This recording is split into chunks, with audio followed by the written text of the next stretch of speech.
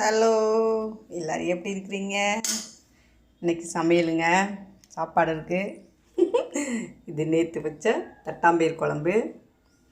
அப்புறம் இன்றைக்கி பீக்கங்காய் பொரியல், முட்டைக்கோசும் அவரைக்காய் போட்டு கொஞ்சம் பொரியல், அப்புறம் அரைக்கீரை போட்டு ஒரு கொஞ்சம் கடையல், அப்புறம் தயிர் இருக்குது, அப்புறம் ரசம் இருக்குது.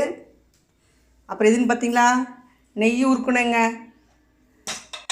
இந்த லட்சணத்தில் தான் இருக்குது நெய் உருக்குனது. கறி போச்சுங்க. இப்படி தான் நெய் உருக்கணுமா என்னன்னு எனக்கு தெரியல. ஆமாம், என்ன மாதிரி ஆகி போச்சுன்னு பாருங்கள். அப்புறம் நெய் எடுத்தது மிச்சத்தில் இது நெய் வேறு ஃப்ரிட்ஜுக்குள்ளே இருக்குது. நாளைக்கு காமிக்கிறீங்க அவ்வளோன்னு. இது வந்து 1 மாதம் எடுத்து வச்ச நெய்.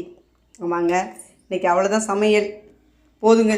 இந்த நெய் பாருங்கள் என்ன நிலைமையாகி போச்சு. அடக்கடவுளே.